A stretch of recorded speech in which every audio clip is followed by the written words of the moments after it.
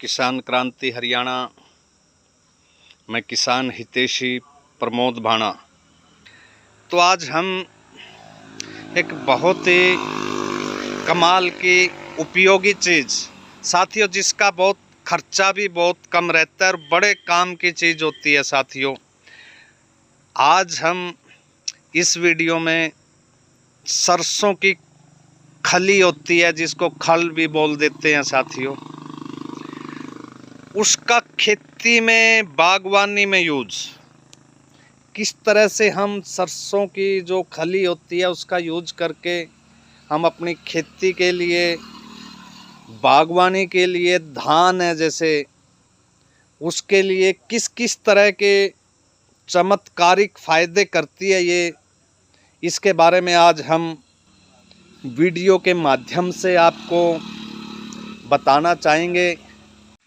ये पाई natural farm Shri Sohan डुल जी, ये इनका, ये देख लीजिए, ये पूरा जैविक खेती करते हैं, ऑर्गेनिक खेती करते हैं साथियों, प्रोफेशनल किसान साथी हैं ये। इन्होंने B.Tech कर रखा है इंजीनियरिंग से। आज ये पूरी तरह से जैविक खेती करते हैं। आज आपको इनसे मिलवाते हैं। और सरसों की खल, जिसको खली भी बोल देते हैं साथियों, इसका उपयोग और इसकी पूरी जानकारी इनसे लेते हैं।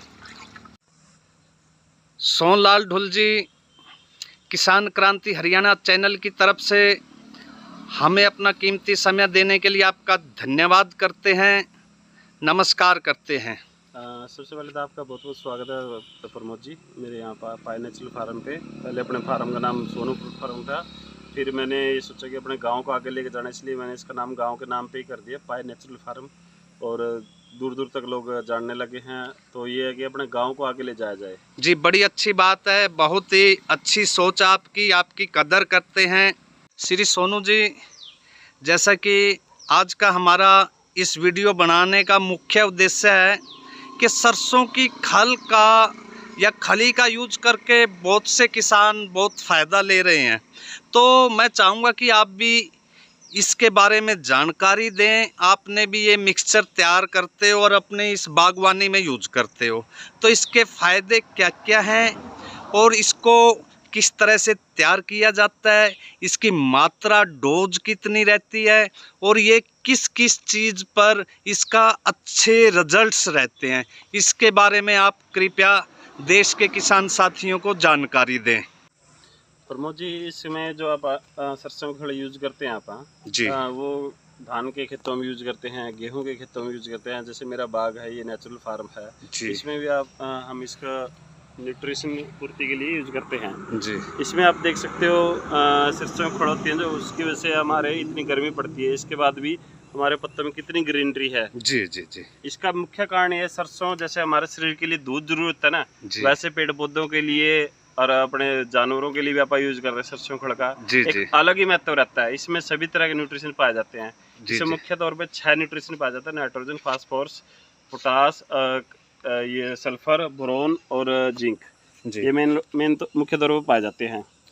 उसमें आप जैसे हम ये कह सकते हैं, एक पूरी तरह का न्यूट्रिशन देने के लिए हम इसको धान में 15 दिनों बाद यूज कर सकते हैं। जैसे हमारे धान लगाने के बाद 15 दिनों बाद जैसे धान सूखना स्टार्ट हो जाती है, कई पीलापन आ जाता है। जी जी। जैसे हम इसको डाल लेंगे तो उसके बाद वो हरापन आ जाता है और वो हमारे पूरी धान के लिए मेंटेन रहता है। अच्छा, एक और चीज़ जानना चाहूँगा कि जो सरसों की खली है, तो इसको हम किस किस तरह के पौधों में, किस किस तरह की फसलों में यूज कर सकते हैं और हर फसल में इसके क्या क्या फ़ायदे हैं? इसका मेन हम क्या है, सभी तरह की फसलों में इसको यूज कर सकते हैं, इसका कोई नुकसान नहीं है। जैसे हम अपने शरीर के लिए दूध को पीते हैं, वैसे सरसों खड़ा सभी पेड़ पौधों के लिए वरदान है। जैसे बाग में है, बाग में आम, आड़ू, आलू बुखारा, सारी तरह के जो फल होते हैं उनमें हम यूज कर सकते हैं। अपनी धान होगी जी, जैसे ज्वार भी आप करते हैं पशुओं के लिए, ज्वार भी हम यूरिया और केमिकल ना डालकर सरसों खड़ा कर डाल लेंगे तो हमारे पशुओं में अलग ही ताकत मिलेगी इस चीज़ से। जी जी जी। धान के अलावा अपना जो गेहूं हम खाते हैं जो जी जी गेहूं को भी हम जैसे अब खाने के लिए भी इस्तेमाल करते हैं, उसको हम कम से कम केमिकल यूज करके ज़्यादा सरसों में इस्तेमाल करना चाहिए। जी इसकी जी। जैसे खुले खेत है उसमें 18 किलो पर एकड़ का इसका डोज डोज रहती है रहती जी। है। और जैसे हम इसको 2 फॉर्म में यूज कर सकते हैं, तो पाउडर फॉर्म में आप यूज कर लो या फिर आप इसको लिक्विड फॉर्म में यूज कर लो। लिक्विड फॉर्म में जैसे ड्रम में एक ड्रम में 20 किलो करीब आप घोल देते हैं। 20 जी। किलो घोलने के बाद फिर जैसे अपने जितने पौधे एक एक डब्बा हर एक पौधे के अंदर डाल के इसका और यूज फिर कर यूज कर सकते हैं। रिजल्ट्स की मैं आपको बताना चाहूँगा, सरसों खड़ क्या है, ये तेल वाली फसलें हैं। जी तिल जैसे ऑयल सीड्स वाली फसल जो होती है ना, जी वो फसलों में आती है। जी जी इसका जो इसके अंदर जो ऑयल कंटेंट होता है वो हमारे जैसे नाइट्रोजन फिक्सेशन का भी काम करता है पौधों के लिए। जी। और जैसे मैंने आपको बताया बोरोन सल्फर वो सब न्यूट्रिशन के कारण हमारे पेड़ पौधे अलग ही आपको बदलाव दिखेगा। अलग ही जो ग्रीनरी है, प्रकाश संश्लेषण क्रिया स्टार्ट हो जाती है उसमें अच्छे से। और उसमें हर तरह के न्यूट्रिशन नीचे जड़ों से मिलना स्टार्ट हो जाते हैं। जो धरती से जैसे कहते हैं ना, अपना कोई पेड़ सूख रहा है, न्यूट्रिशन नहीं ले रहा है, एक जगह खड़ा है, जी, उसमें भी इस चीज़ का फायदा आपको देखने मिलेगा। तो ये मान सकते हैं कि ये एक पीजीआर की तरह काम करता है, जैसे प्लांट ग्रोथ रेगुलेटर्स होते हैं।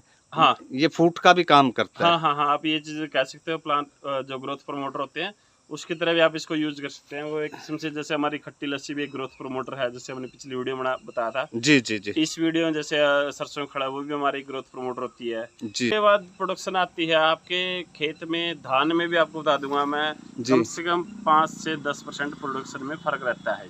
यील्ड ज्यादा निकलती है, चाहे गेहूं हो, सरसों या और धान हो। बीमारियां भी कम लगती है क्योंकि हमारा पौधा मजबूत होगा। जैसे बागवानी में मैं आपको बता दूं, पौधा हमारा मजबूत रहता है, पत्ते हरे रहते हैं। इतनी गर्मी आप देख सकते हो, 50-55 टेम्परेचर था, उसके बाद भी अपने पास में कितनी ग्रीनरी थी। तो एक तरीका तो आपने बताया था कि सरसों की खली का घोल बना के इसको यूज कर सकते हैं, तो दूसरी फॉर्म है उसमें पाउडर बताया था आपने। तो पाउडर को हम किस तरह खेत में अप्लाई करेंगे या अपनी फसल में अप्लाई करेंगे, इसके बारे में भी थोड़ा बताएं। पाउडर का जिससे हम क्या कर सकते हैं, जो भी हम जैसे जहाँ से भी हम सरसों खल निकलवाते हैं वहाँ पे जो चूरी वाले एरिया चना चूरी बनाते हैं, उनसे हम अपने जो सरसों खड़ा है उसका पाउडर बनवा के लाते हैं। पाउडर बनवा के हम इसको छिंटा विधि से अपने खेत में, जैसे हमारा ओपन खेत है, जैसे धान के होते हैं, गेहूं के होते हैं, उनमें ओपन में छिंटा विधि से दे सकते हैं। और पेड़ पौधे आपको मैंने बता दिया कि हम डब्बे के साथ में लिक्विड हर एक पेड़ के हिसाब से एक डब्बा काफ़ी रहता है। जी जी। तो एक और चीज़ जानना चाहूँगा जी, जैसे आपने इसके फायदों के बारे में तो बता दिया, क्या इस सरसों की खली का कोई नुकसान भी अगर हो तो कृपया बताएं।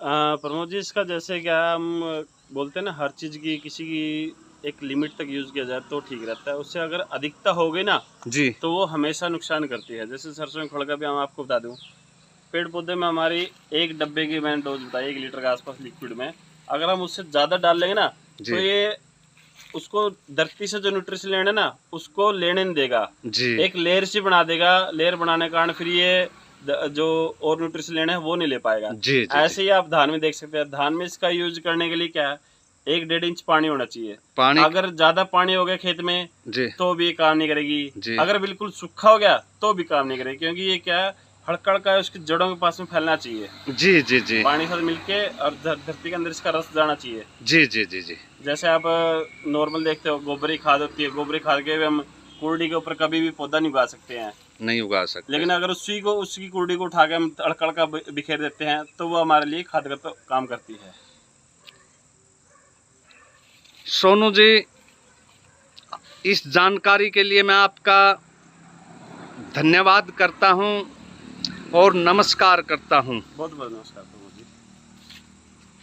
किसान साथियों, इतनी अच्छी जानकारी इन्होंने सरसों की खल के बारे में बताया कि हम किस तरह से सरसों की खल का यूज करके कम पैसे में ज़्यादा हम अपनी खेती से बचत ले सकते हैं। साथियों, देसी तरीका है और इसके रिजल्ट भी बहुत अच्छे हैं। बहुत से किसान इसको यूज करते हैं।